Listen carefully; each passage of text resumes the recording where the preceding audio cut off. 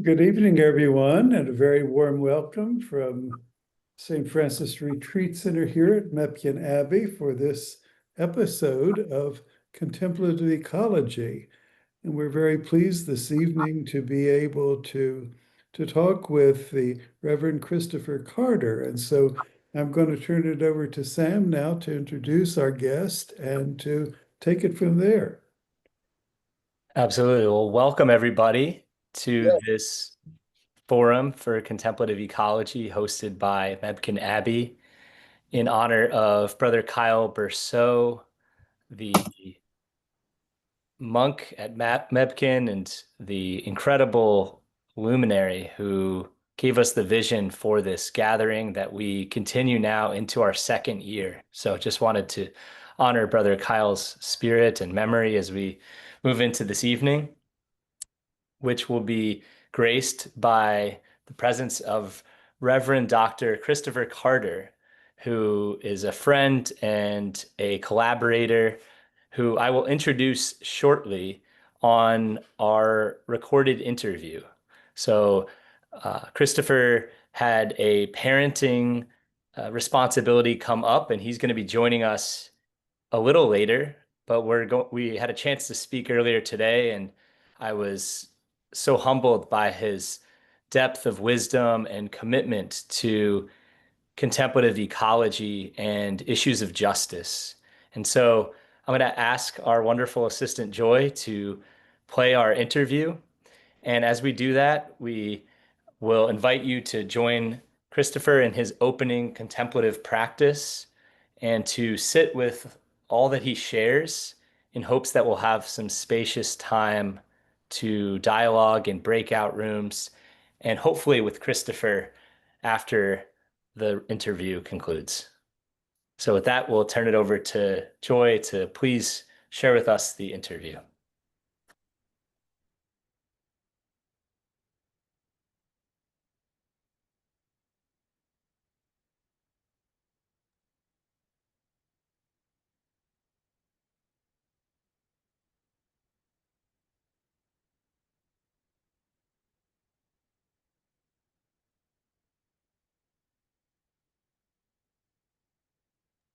Oops, hold on just one moment. Let me see if I can't get it working properly.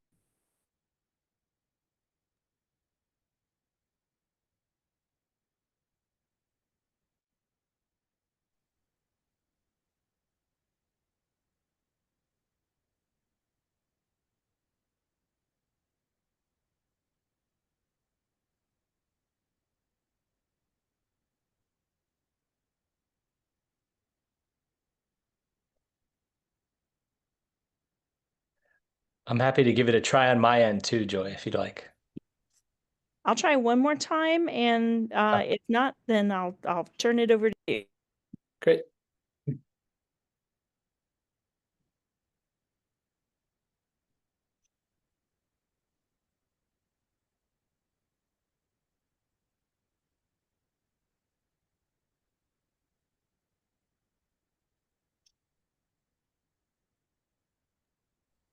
I'm sorry, Sam, I'm having some issues on my end. So if you've got, I had it pulled up, but it's dragging really badly. No worries. Let me give it a try. How's that, everybody? Can you see okay? It looks good on my end. Okay, we'll give it a try.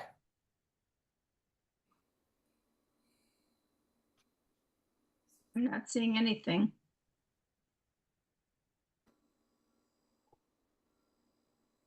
Here we go.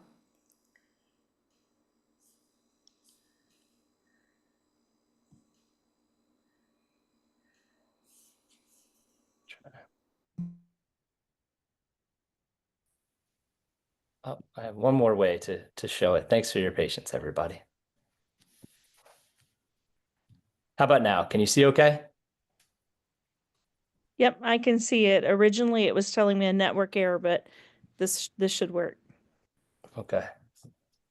Welcome, everybody. My name is Sam King, and we're delighted to be joined today by Reverend Dr. Christopher Carter for this next conversation for the Mepkin Abbey Forum for Contemplative Ecology.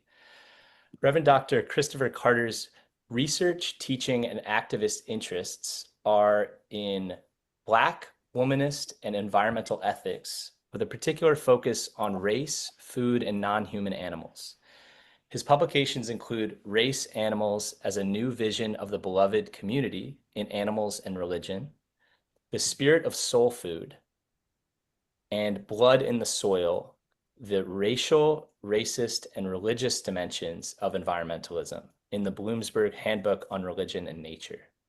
In them, he explores the intersectional oppressions experienced by people of color, non-human nature, and animals.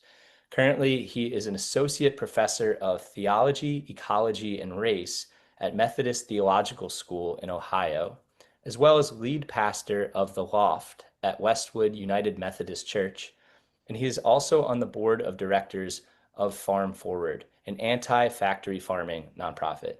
Thanks so much for joining us today, Christopher. Sam, I'm really, really excited to be here. So thank you so much for having me. It's a pleasure to be in dialogue with you, especially after our memorable experience at a conference in Assisi, Italy, where I got a glimpse of your wide-ranging and dynamic scholarship and activism. And we'd love to open up, Christopher, with a grounding practice that you've brought to help us enter contemplatively into this dialogue. Yeah, no, thank you for giving the opportunity to do that. I know the practice I did in the CC was a bit more in depth than what I'm going to lead us through now, but what I want to invite people to do is to get into a comfortable posture, right? So if that means for you to put your feet flat on the ground, to straighten up, to perhaps take a few deep breaths to center yourself. I know for me, I tend to take my watch off, whatever it is you feel like you need to do to be in a space of presence. And so I invite you to take a few deep breaths, both inhale and exhale.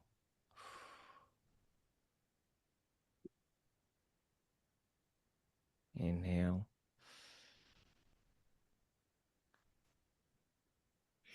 and exhale.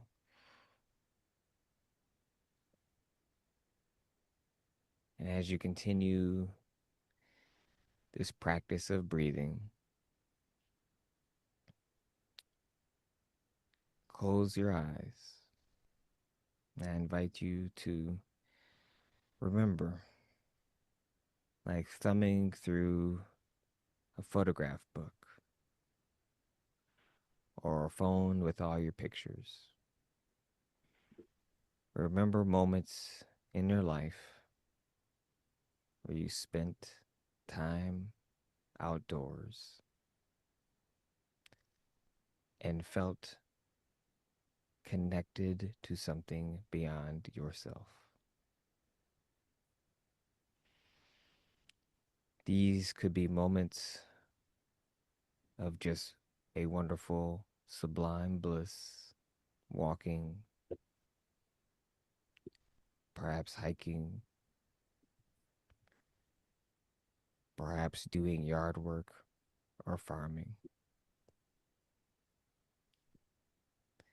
From the mundane of cutting our grass to the amazing time we might have in a national park.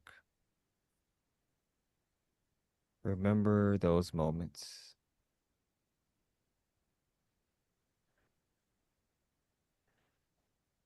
And allow one particular moment to emerge for you. That will be the focus for the rest of this meditation.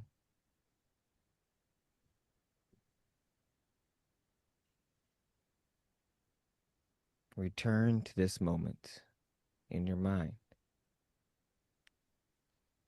Remember the sights and the smells.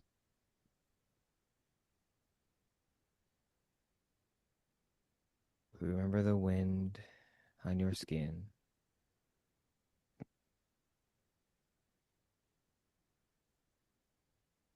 Remember how you felt in this place.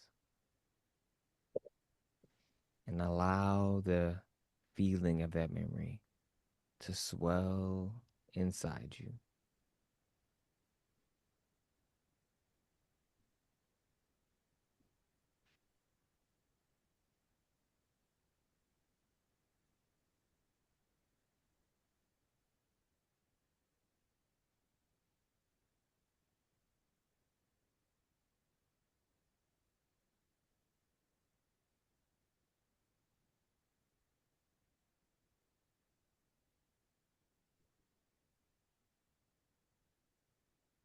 And if it feels right,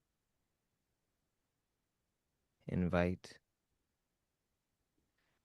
a sacred presence to be with you in this moment. It could be a beloved ancestor, could be a companion animal,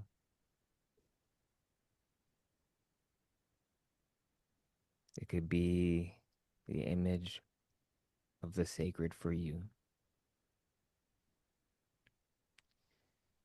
Allow that presence to be with you as you both remember this moving time in your life.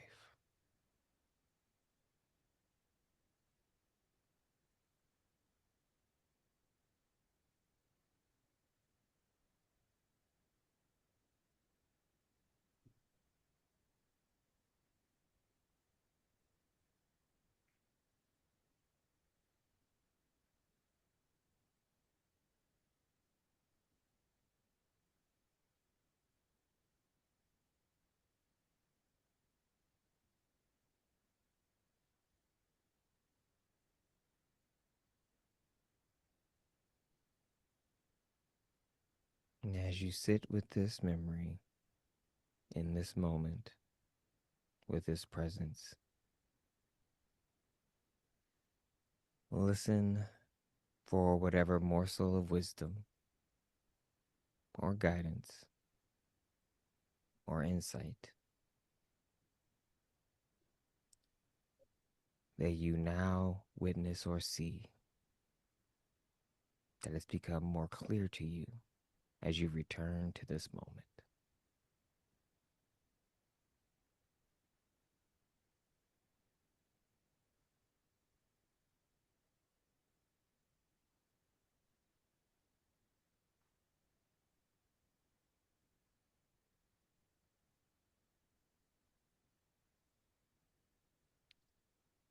And as we prepare to return to ourselves,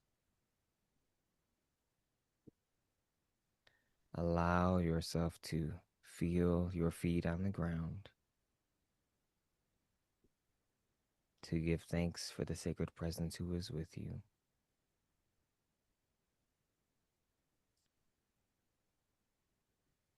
To feel yourself in your chair.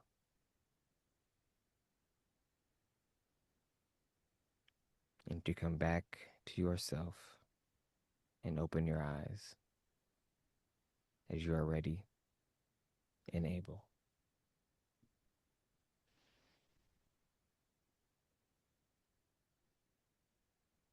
Well, Sam, thank you for giving me the opportunity to lead that practice. It's a version of what is a remembering a sacred moment practice.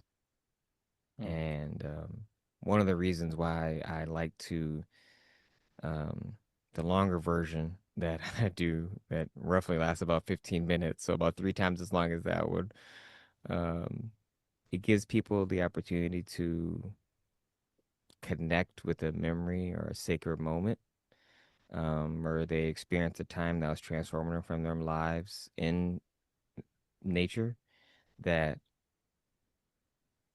sometimes they perhaps have overlooked, that they think was mundane in the moment, even if somebody was, but I often think people believe in their mind they'll come back to some moment where they were like, in the national park of Yosemite or something. But what I've often found is that people tend to remember the little things.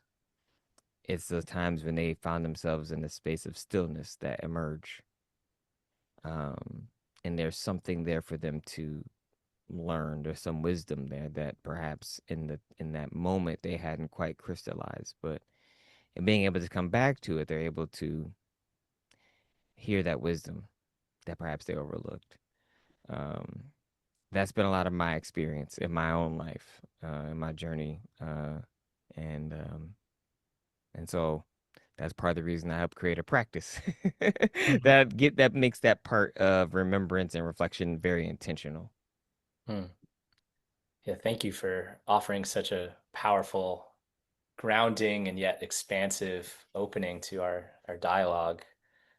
The the journey of visualizing that moment for me made me remember the words from Howard Thurman, who you teach, to follow what makes you come Come alive. alive. Yeah. And I was transported back to this early childhood experience by the ocean where I just felt so Mm. deeply alive and connected. And so, yeah, thank you for helping us across the Zoomnosphere to recall those touchstone experiences. Yeah, no, thank you so much for sharing that story. For me, different things emerge at different times when I go through this practice myself, but often it's those pivotal moments, well, not even pivotal, times in my childhood where I was like out in the garden with my grandpa, it'd be like the most random stuff. Or he's he's asking me to work, uh and Mm, when you're a little kid, everything feels like a chore, and you don't realize that, often they're trying to teach you something. mm, And it's not until, at least for me, until mm. I was much older, I'm like, oh, now I see the lesson that was imparted on me. I was just trying to hurry up and get things finished so I could go back and keep playing. Um, but um, but yeah, as I know we've discussed before, both my grandparents paid pretty large influence on leading me to the kind of work that I do right now. Yeah, I'd love to hear more about your childhood and what your grandparents taught you and how they helped shape you into this journey that you've been on at the intersection of faith and ecology and justice issues. Yeah, how was that sort of imprinted upon you from a young age? Yeah, so my grandpa was a migrant picker, and so he grew up with his dream as a child in the Mississippi Delta. He wanted to own a farm. That's what he wanted to do.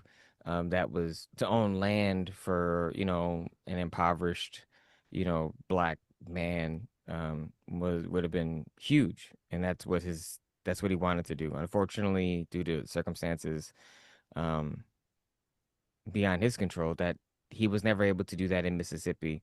Um, but he did migrate to Michigan, where he had the opportunity to have a little bit of land, while he was working at a factory.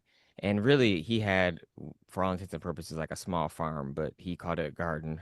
But like, like in his mind, he's like, oh, it's just a garden, but it was a pretty small farm. And we're on a few acres, out in Three Rivers, Michigan, which is a tiny town of about 5,000 people. And that's where I would go spend every summer. And the interesting thing is like, my grandpa raised my mom and his kids to like, go to the city and to like go to, get jobs, to not do the kind of work he had to do growing up. He wanted them to kind of make that kind of social progression. And so, that's what my mom did. Like she had an office job, and she didn't really appreciate, even though she didn't really appreciate outdoors or nature as such, as much as I would say, like, my grandpa did. Um, she understood its value, but I think she associated with it kind of a going backward, right? A going back to a time in our life, as in within my family, that would have been a time where we were particularly poor. Whereas my experience of it was just, I'm going, to the country to spend time with my grandparents in the summer, to play outside and just run around and have fun. And I think it was working with him in his garden, um, you know, both harvesting, usually, food, hearing him tell the most hilarious stories of getting into misadventures, working on farms growing up, trying to have fun in the midst of growing up literally as a sharecropper. And that's his attitude. I mean, he's very much a person who tries to make the best of terrible situations. Um, and so he would talk about, growing up, working on a plantation, picking cotton, doing all kinds of terrible labor.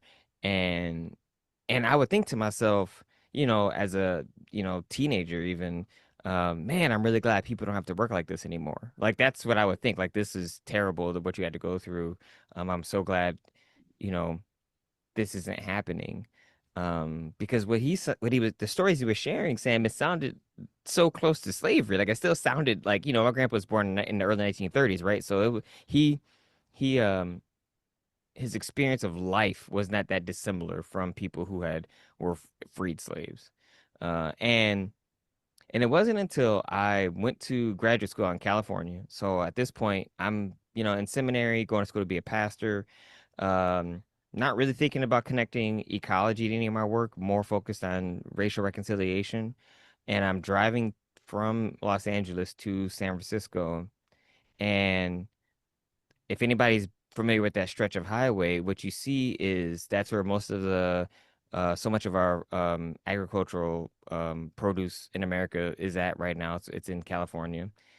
And I saw now what is Latinx and indigenous communities. I saw people, migrants, you know, um, working under the conditions that were just like my grandpa worked under.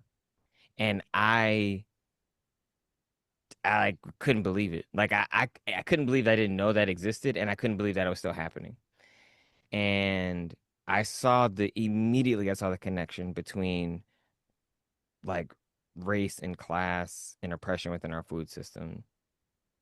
And I saw my grandpa in those people. Like, I saw him, I saw his story came alive. Mhm. Um, and that changed everything for me. It changed the trajectory of my life, let alone my career. And that's when I came back, and the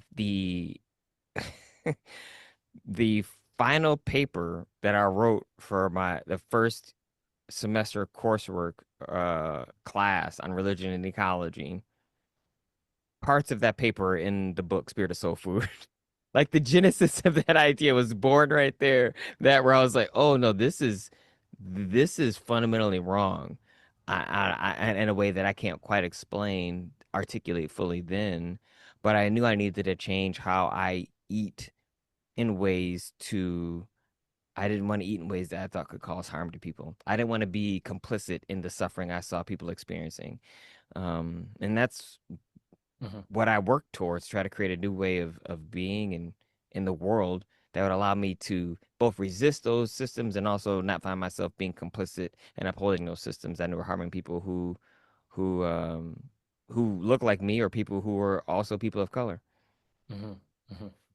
Yeah, thank you for sharing those really formative early experiences that shaped you, Christopher, and especially, all that you learned from your grandfather firsthand, working with him, and to see the dream he carried, and yeah, um, the deep connection to the land that he sustained from Michigan, from Mississippi to Michigan.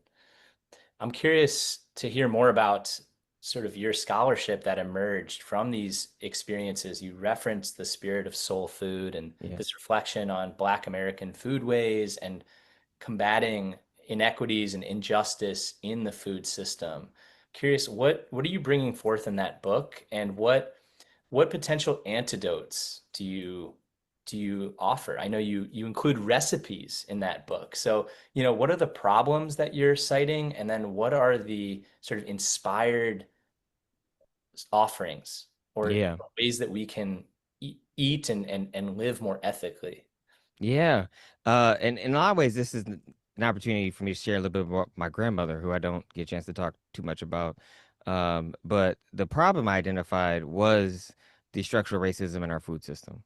Like, that was just the problem. I was like, oh, our food system from its inception, has been relying on the labor of Black and brown people and the land of indigenous people. And so fundamentally, there is a racialized component to agriculture in America. How might we repair this harm, right? How might we, as people of faith, as Christians, as I identify with and see myself as, um, both dismantle the system, but also help imagine and create new systems. And so for me, at first, I had to understand how things came to exist. And so I kind of go through these steps in the book. I first start out with, okay, what's the story? How did we get here? What's my ancestor's story? What's the story of American agriculture? How has it been complicit in these things? How did it come to be? What intervention can theology make? And so what I came to realize through study was that so much of our normalization of these oppressive systems are contingent upon this idea of what it means to be human and the ways in which certain groups have allowed other people to be seen as less than human. And so the theological part of my project in the book in Spirit of Soul Food is coming up with what I call a theological anthropology, which is just a really fancy way of saying understanding what it means to be human, uh, a way that actually is about liberation and it's about freedom and it's about uplifting and interconnectedness and solidarity. It's about love at its fundamental core. How can we see other people and treat them as full human beings, right? See them as God sees them, right? To actually honor that greatest commandment of loving God, neighbor, and self. And and so that requires healing. It requires healing from people who look like both me and you, right? It's peeling from the ways in which we've been taught to either have and inordinate self-love and maybe get wrapped up in pride, or healing from not seeing ourselves as worthy and as seeing ourselves as buying into the narratives of seeing ourselves as less than human. And this is where I think Paul does such a great job talking about this, his metaphor of the body of Christ. As an aside, I think does such a good job of talking about the ways in which this healing process requires both groups recognizing our deep interconnectedness and needing of each other. And so then the solution that I come up with, or one of the solutions I come up with is what I call Black veganism. But at its core, it's really about trying to eat in ways that preserve and promote um, the culinary traditions of African Americans, of Black people. And so because our animal agricultural system is so deeply problematic and tied to environmental racism, and the dispossession not only of land but also displacement of communities of color, I don't think that system in its from an industrial perspective is redeemable. And so I believe morally we should opt out of eating animals, um, because factory farms, not only do they again cause so much harm to the animal as a subject, but also the people who work in these factory farms are always people of color, like the people who have the worst jobs. The places where they are located in communities of color. They pollute the areas and continue to like do ecological harm to both the community and the people that are there. And I just don't want to be complicit in those systems, let alone, I think, the moral aspects of harm we're going to be causing the other non-human animal. And I think one of the practices that I think is probably the most important practice is cooking. I think we are so disconnected from the ritual of preparing food, of of understanding where our food comes from and the work it takes to grow it and then be able to prepare it so that we can eat it. And the ways in which eating together, and again, this isn't a novel idea, we see this in the Gospels, eating together opens people up to be transformed. Like, this is why Jesus is always eating with different kinds of people, because it opens us up to a new space of seeing each other, of being in relationship with each other in a different way. Like, in this sense, like transformation, or we might say, what we understand ourselves to be as sacred, or how there's these purity codes, like, whereas historically they would say, oh, to stay ritually pure I need to separate myself from others. Jesus inverts this and says actually purity is contagious. When I'm around these people, we're helping each other become better people, and this happens in meals, happens in community.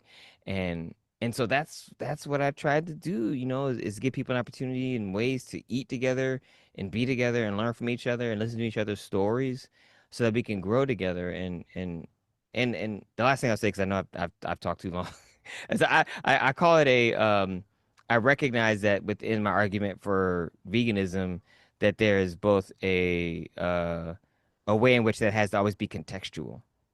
And so I make it such that, because I recognize that would have been an impossible standard for me to have as a growing up as poor as we did.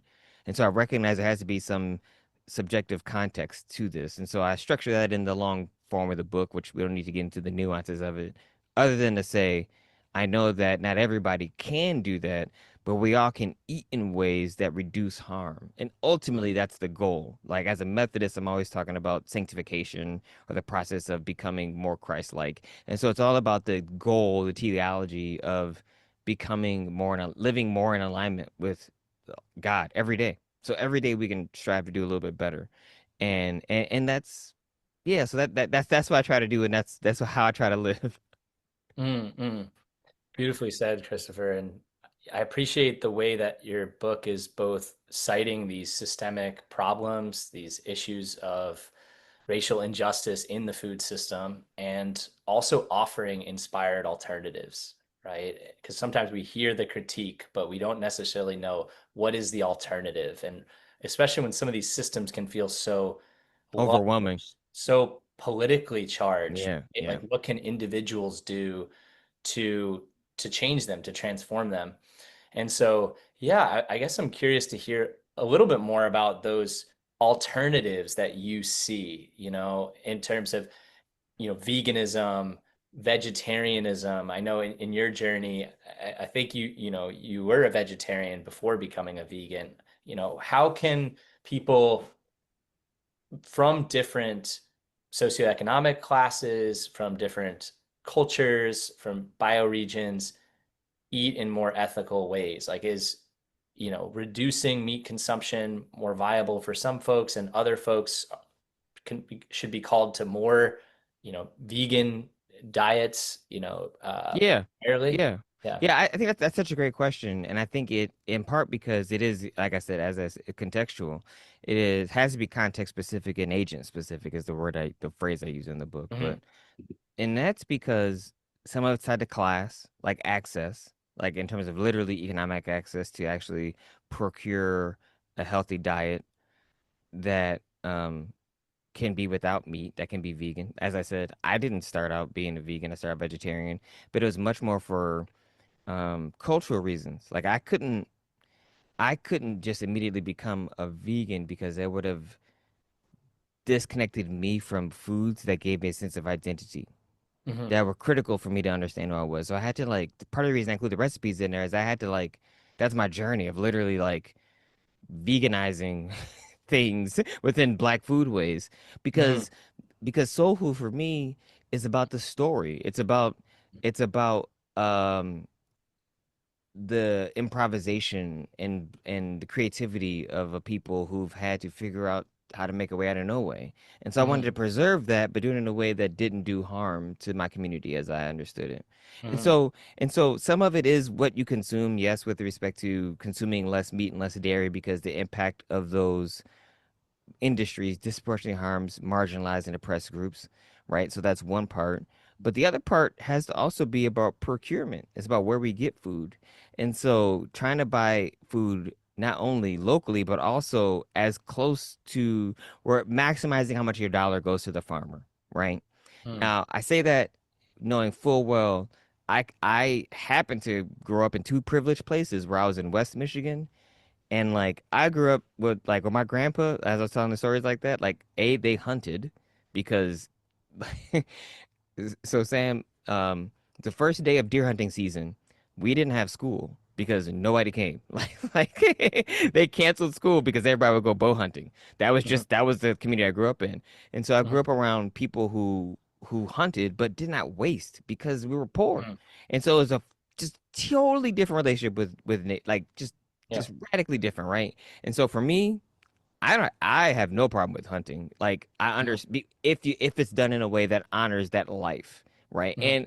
And quite honestly, so many hunters I encounter, particularly people who really take, especially bow hunters, people who take it seriously, they come at it from that perspective. And Hmm. so reduction is a big part of it. Honoring the life that we're taking is a huge part of it. But procurement. And so if say you don't hunt, like can you spend your dollar in ways that get close to the people who actually need it the most? Like I said, the farmer. So you're talking Hmm. about getting stuff from farmers markets, from food co-ops is another place. That's where we get a lot of our food. We use a lot of subscription boxes because the dollar goes right to the farmer. We Hmm. happen to have two subscription boxes that both come from farmers of color, one's Japanese, one black. Hmm. And so it's more about trying to find ways that I think you can both be in solidarity with those who have been historically robbed of the opportunity to make a profit or make money on their land, and Mhm. also support and not participate in these systems of destruction, like factory farming and different forms of agriculture that we knew does harm. And the last thing I'll say, and this is maybe getting to the more spiritual aspect of it, is what I believe cooking not only does what cooking does as a practice is it allows you to tell a story. And so, Mm. for instance, my son is 6 years old, and he never had a chance to meet my grandma or my grandma, his great grandmother, because she passed away young. But he knows my grandma through the foods we eat. He knows her through the red beans and rice. He knows her through the collard green recipe. He knows her through the grits that I make, because these are her recipes that I have changed. And when I cook them with my son, he hears the story. He hears the stories that of me growing up, of what she used to teach us about life, how she would prepare them. He knows her. He knows Yvonne. Like, he knows her, even though he's not ever had a chance to connect with her. And Mm. that's the spiritual piece of it, where like he's able to inherit a legacy that I'm trying to be as intentional as I can to ensure that he feels connected to something beyond himself, that he feels himself both as a participant in the story, but also someone who's helping to create stories of his own. Mm. I love the way you're bringing that element of narrative and ancestry to eating. And yeah, I actually really wanted to ask you about teaching ethical food and eating practices to children, right? And like when I think about how many students don't have access to healthy, clean foods in schools, for instance, and are sometimes, you know, forced into a certain way of diet of eating that might not be in alignment with their deepest values. Like, how do we instill these ethical eating practices in a young age? And how can we practice, you know, some folks called Eucharistic eating, or Yes. eating that is laden with reverence and story and a sense of the sacred? I think the challenge we have is we are so busy. We don't often take the time to invite our children to participate with us in some form of the meal preparation. That's where, for me, the magic, if you will, happens. Um, when we take the time, and I do this intentionally 1 to 2 times a week with the different meals I cook, where I involve Isaiah, which means I have to understand it's going to take me twice as long to cook something. I have to go in knowing it's going to take longer. But the upside is, if Isaiah was here, he could talk to you about why we eat greens the way we eat these greens. He knows these stories, they're part of who he is. And he's more invested in actually eating this way because he's participated in helping prepare it. And before he even could prepare it, it was whether it be preparing the table or maybe just doing the seasoning. There's some part of the meal he got to participate in where he could feel as though it wasn't just me serving him food as much as he's like, oh no, we are collectively eating together at the same time. And it is part of this story. So I think one of the ways we can teach our young people and children this is to both to practice what we preach and to include them. Mm, And if we're fortunate to be part of a religious community, to get our religious communities to buy into this as well. So my church, mm, we practice default veg. So we all our community meals that we have at the church are vegetarian unless someone opts in to having meat, and the kids always help with the preparation. And I'm always back there in the I'm the pastor in the back. Like, I'm not. I need to be out front. I need to be. There's other people who are better at that. I love being in the kitchen because I know that I can hold that space and I can get kids excited about cooking. I can get kids excited about actually like tasting real food because I'm mm. excited about it. And so that's kind of that's what I try to prioritize, telling a story and involving them so they feel as though they have some ownership in it. Mm, mm. And I love the way you're practicing what you preach by, walking the walk, and, you know, and actually provisioning the food, and involving Isaiah, your young son, who I think is 6 years old. Yeah, It's yeah. amazing to think of him preparing greens, or, a variety of different recipes that are of such resonance and importance for your family. And yeah, I'm really struck by the ways that you're inviting us into a sense of really holy space and sacred space, and moving from this kind of commodified experience of food and consumption into a sacred space around meals in our fast-paced, increasingly digital culture. And so as we come to sort of the last part of our conversation here, Christopher, I'm curious, what practices, you've talked a lot about cooking and slowing down and contemplative preparation of foods. What other practices do you recommend or that sustain your spirit and your sense of resilience to do your teaching, your scholarship, your activism, your ministry in these very difficult times? I think the primary practice I have is cooking. That's gonna be one practice, but I've talked enough about that, so I would say. But that is definitely the thing that allows me to stay grounded and tell stories that remind me to connect to myself. And I would say the invitation for all of us is to find the practices that allow us to connect to the deeper story of who we know ourselves to be. And so for me, there's two practices I want to talk about, but one is actually like paying attention to music.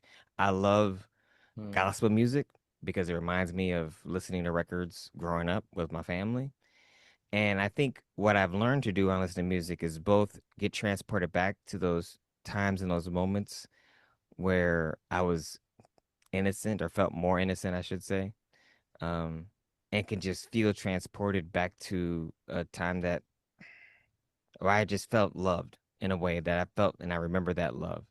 But also, what I do in that practice is I both pay attention to what I hear in the music and how the music makes me feel. And those are really, it's like kind of a dual listening, basically. Like, so I learned to be like present to how my own feelings are stirred up, but also what's actually happening in this song. So listen, like Otis Redding or anything like that, I'm like, oh, the music does something to me and I feel it, but also listen to what the music itself is actually doing and being able to disentangle how I feel about the music versus what's actually in the music is a really helpful practice to be able to listen to someone and be present without enmeshing my own like feelings like within that conversation. That's huge for me. Like that is absolutely, I think music practices and cooking are probably the two main things. And the last thing I do that I want to encourage people to do if you can is walk and not listen to a podcast, not listen to music, not do anything, but just walk around your neighborhood and just pay attention to what you see. Actually, like be present in your neighborhood and like actually get to know your neighbors. I come from a small town, and so I grew up with this bias of feeling like that's just normal. And now I live in Los Angeles, and I've come to realize how abnormal it is that I know like four of my neighbors on the same, like I know all the neighbors on my street. Um, and that's just because I'm like, I always feel like we're a community. I'm like, what if something happens to me and Isaiah needs to have some place to go? Um, I want us to feel as though we're a part of a community. And the only way I've been able to do that is by walking and being present and opening my eyes and ears. So when I see people out, I can talk to them and listen. And so just literally walking and talking to people that are around our neighborhood, I find to be some of the most grounding things we can do because it's hard to look at someone and dehumanize them once you actually know their name and see them as a full human being. Such a beautiful parting message, Christopher. And thank you for bringing us into this spirit of presence in this virtual dialogue, but to remind ourselves of the importance of getting outside, connecting with beloved community, and in each of our ways, trying to, as you were saying, practice this sanctification, become more Christ-like in our eating practices, the way we gather, the way we treat one another, the way we uplift the least of these. And so I just wanted to thank you for, joining us today and for imparting so much of your wisdom to this growing community here at Mepkin. All right. Thank you for having me, Sam. So appreciate it, Christopher.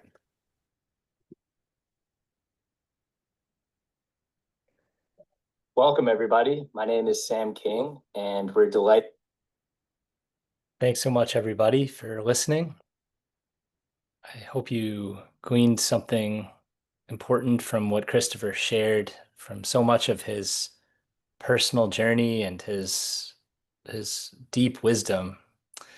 And so we're going to move now into some breakout rooms for about 12 minutes, and we'll have a chance to really focus on what did we hear from Christopher, what resonated with us most, and what might we take forward into our own lives, right? How might we integrate some of the deep insights that Christopher shared? So I'll invite Joy, if you're ready to gather us into small breakout rooms. All righty. Yeah, does anybody else have a comment or question that they would like to share from their discussion? Sheila? Feel free to unmute yourself, Sheila.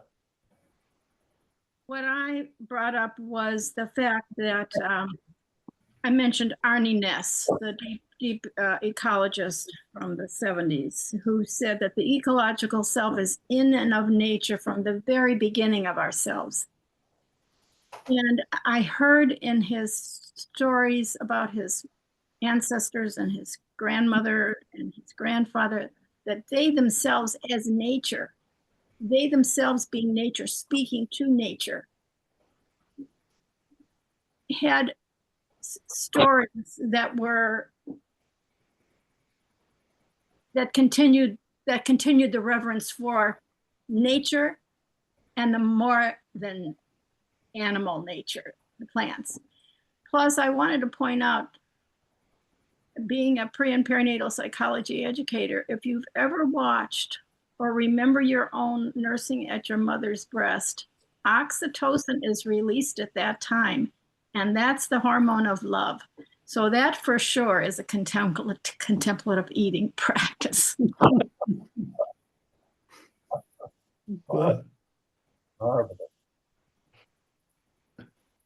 Beautifully said, Sheila, and so important at the very beginning of life to, think about the sustenance of breast milk and the incredible nutritious and spiritual value that transmits.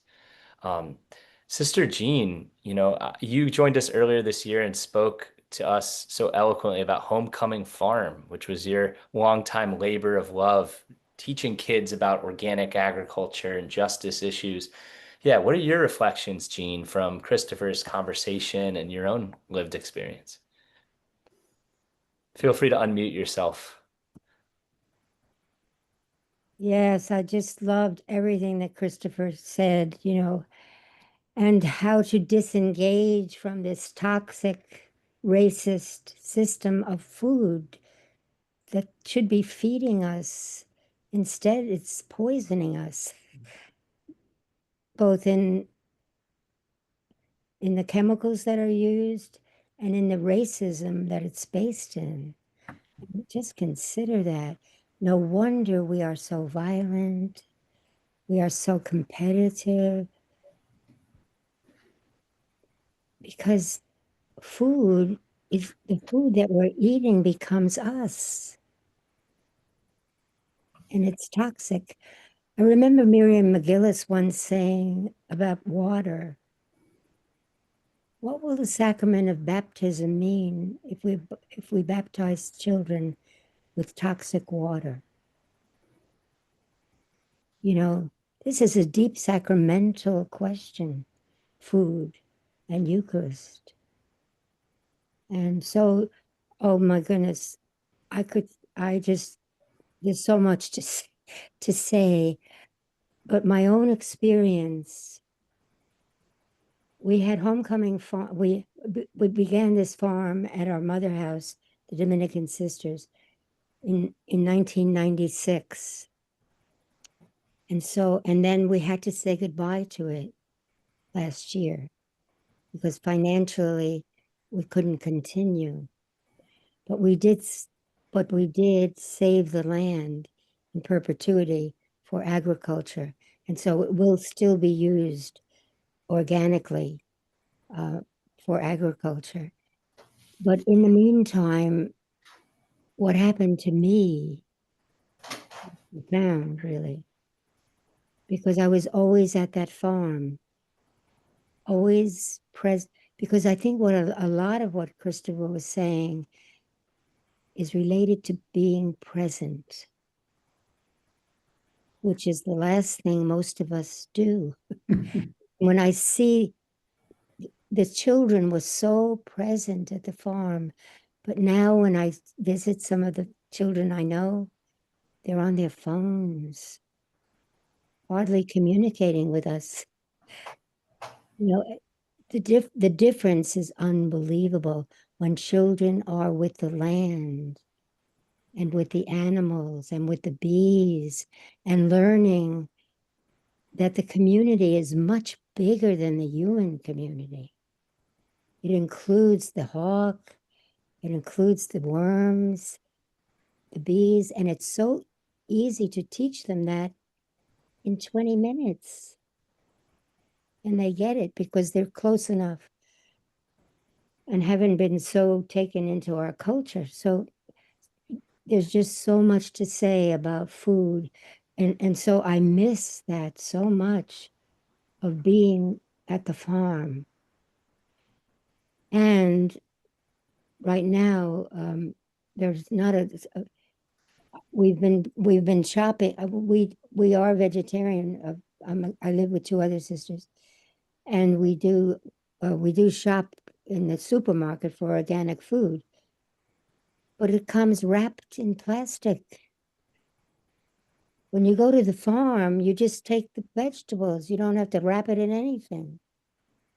Just that alone, I can't stand it. I mean, and so I have to find a place close enough where I can go. And then cooking. Oh, yes. It's a spiritual exercise, really. We were so out of touch in our culture because most families do not cook. A lot of families, and they don't eat together usually. And they're all going through the fast food, drive-ins or buying food that's been already prepared, So cooking is getting lost. At Homecoming Farm, we had cooking classes all the time of how to cook kale and make it delicious, or what to do with so many vegetables. So everything he's talking about, and yet and so I was sharing during our time, I was sharing with Midge, who lives in South Carolina, and we were sharing about, because it seems so difficult to put this into practice, what Christopher was talking about. And so we were trying to find small ways to get introduced. And Mitch had a lot of good ideas, because where she lives, they have a lunch every week. Is it every week, Mitch? I think what you said, every week. And so she said that first of all, maybe she'll buy his book, which I'm going to get too, and have it there in order to help the people to begin to understand, well, maybe we can, for our luncheon, we can buy vegetables, because you said South Carolina has a lot of farmers, and support the local farmer, buy it from the local farmer. That could be a first step for people to realize, and she had many good ideas about how to go step by step in little ways, trying to introduce people into this understanding of food, because it's so drastic what's happening, what we're feeding ourselves, that we are actually feeding ourselves toxic things based in racism.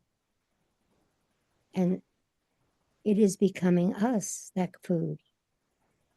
And that if we could begin to understand, that's why we're so disconnected, why we're so violent, because we're eating violence. We're eating chemicals.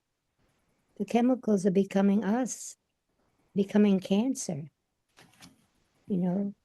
And if how we need to absolutely switch to this other way of relating to food, but it's very difficult.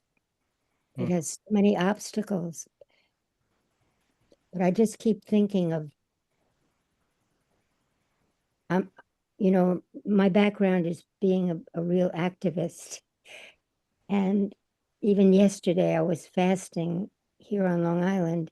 We were on the street corner fasting for Gaza, you know, and trying to help people to understand what's happening.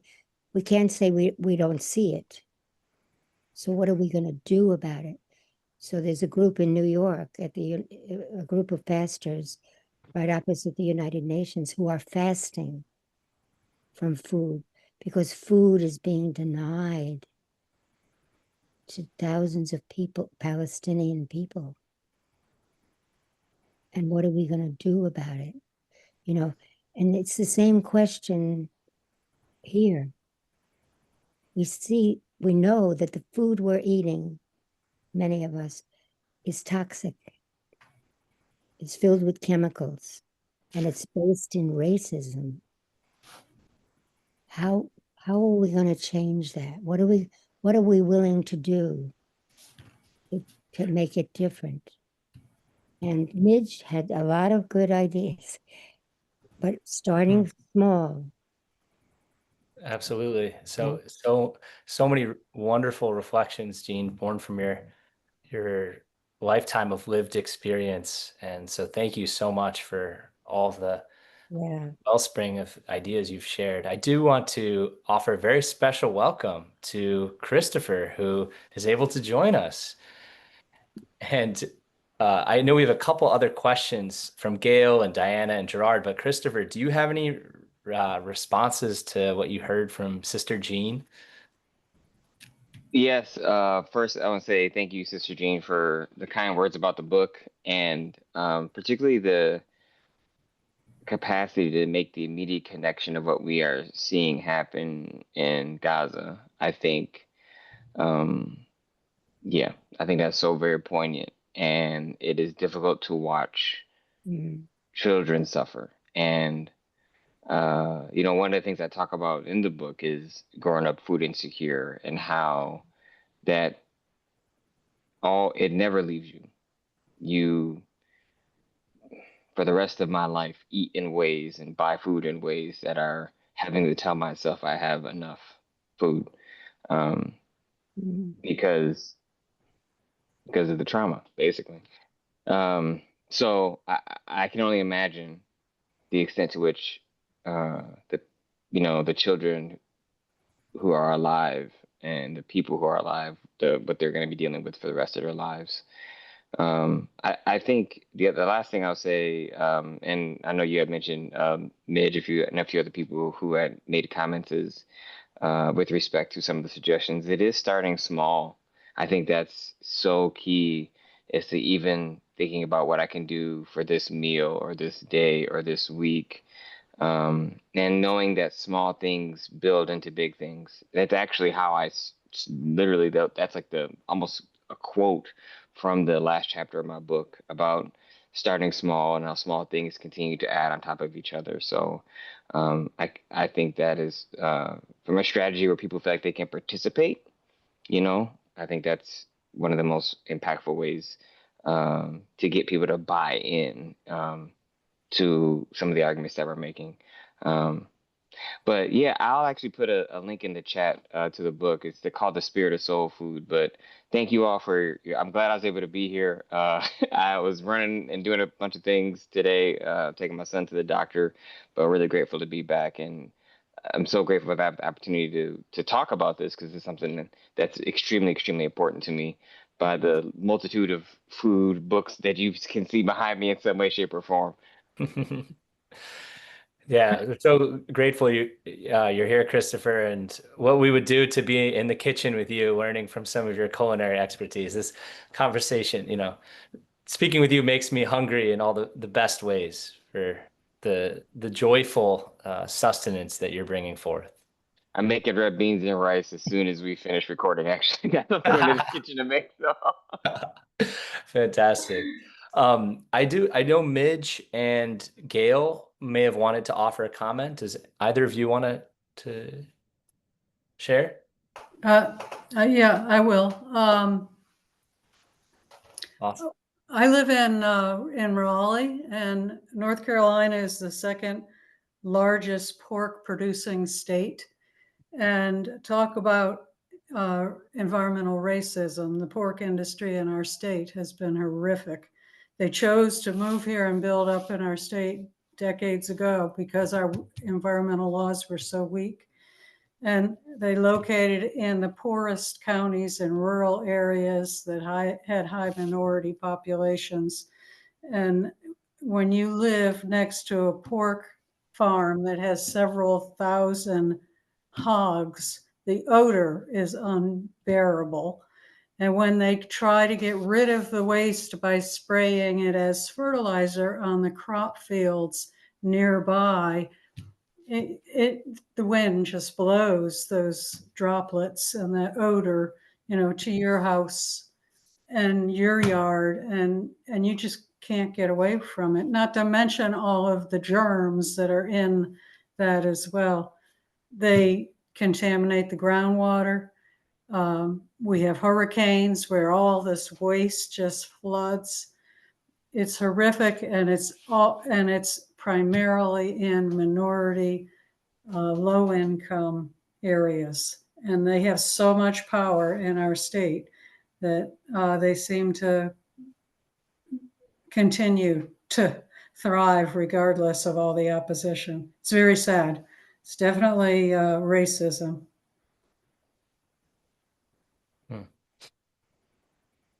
Thank you. Any reaction to that, Christopher? I've certainly studied the hog industry in North Carolina, and it is harrowing, the human and health consequences of the effluent from the farms, as well as obviously the maltreatment of animals. Christopher, any reflections from you? Yeah, I'm actually putting a link in the chat from an article in the New York Times for those of you who have a subscription. I was trying to see if I had the PDF. It's called "At the Slaughterhouse, Some Things Never Die," specifically profiling North Carolina and the hog industry, and just the way in which what you find in that article is in some industries, they literally become company towns. Like they through lobbying, they buy the city council, they buy the school, they essentially purchase people, broadly speaking, and that enables them to exploit the resources to even a greater extent than otherwise they would be able to. And it is, and I think for me, this was,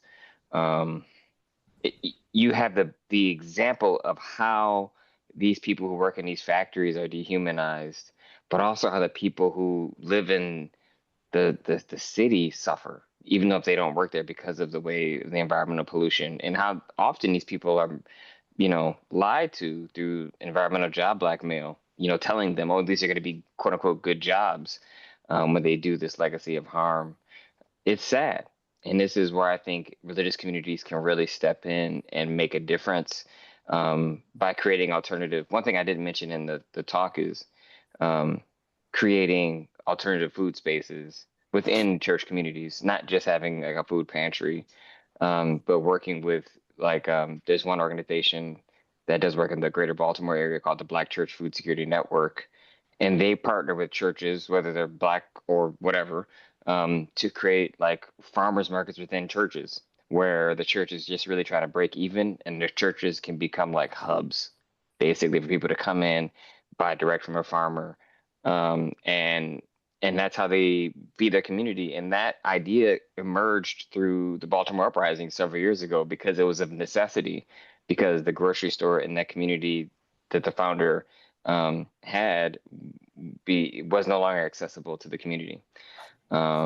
And so I think even in the midst of that suffering, I wanted to at least have a story of resilience, of people being like, okay, what's the way out? How can we begin to opt out of these systems, even if we still are in environments that we know are toxic?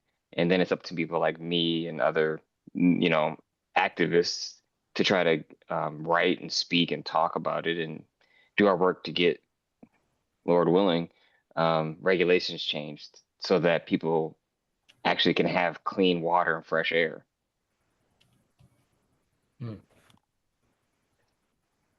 Yeah, I just wanted to add to that. There's a very compelling video that Cory Booker made, because actually Cory Booker is a very ardent critic of factory farming and a very passionate vegan representative. So regardless of your politics, I think it would be very interesting to share this video just about, and he actually has been working on this piece of legislation to try uh, to ban or at least seriously regulate factory farms. And so I think we should share that in the chat for our collective reflection. Thank you, Father Garrick. And certainly I hope this forum is a way of continuing to, weave together our ecological spirituality and our commitment to justice, right? And our commitment to social justice and racial equality. And in that spirit, I'm so grateful to have this conversation this evening, to really think about how we put our ecological spirituality into practice and really um, uh, eat the way that we want the world to be in some ways. And so, Christopher, I want to give you a chance to offer a parting word or reflection or any other thoughts that you might give us.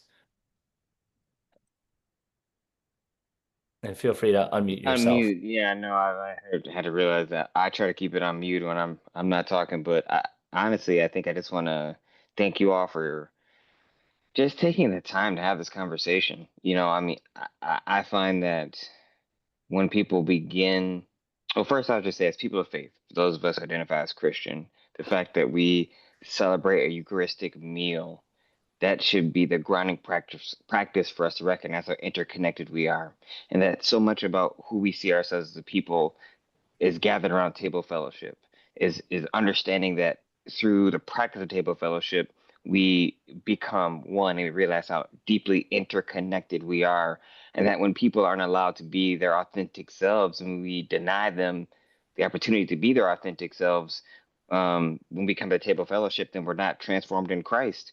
And so listening to these stories and acknowledging our past, and also naming our hopes for the future and our commitment to transform the world, bringing all that to the table. This is how I believe we become transformed in Christ. This is how I believe we become transformed in the world, so that we have like the energy and the spirit to go do the work that our souls must have. And so, yeah, I think I just want to leave you with just with my gratitude and also that kind of encouragement of continue to think about this, continue to ruminate on what we can do, but small practices that you can begin to implement in your own life, but also knowing that every step that you take towards this way is a path of transformation, that makes a change, even if it feels small. It is making a change in you and in the world. So thank you all. Feel free to, if any of you are interested in emailing or have another question or something like that, I'm pretty easy to find on social media or my email. So again, thank you all, and thanks for inviting me, Sam. This has been great. And there is also, and I will find it and email it to Sam, there is a plantation tour. There's only really 2 or 3 in the country that I actually would recommend, because many of them aren't good. But there's one in Charleston that I was trying to find when I did my research for my book, when I was talking about rice, that I went to, that was so good in centering the story of the people who were on the land, like the particularly enslaved folks, that it'd be worth a visit if you're ever in Charleston. I have to figure it out because there's a few, but there's one in particular that I thought was phenomenal. There's one there and one in New Orleans I'd recommend, or outside New Orleans. But other than that, you don't really need to do a plantation tour. They're not really, not something I would recommend. I'll just say that. True. Well, thank you so much, Christopher, for gracing us with your presence tonight and sharing so many both nodes of inspiration and practical ways that we can live out our ecological spirituality and justice commitments. So we thank you for that. And we encourage everybody to join us next month on Monday, July 7th for our next discussion.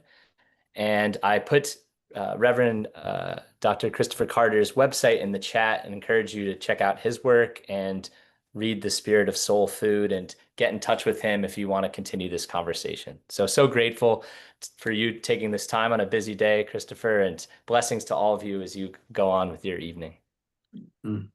Thank you all. Yeah. Good Take seeing good care. you. Thank you all. Good night. Good night. Good night. Good night.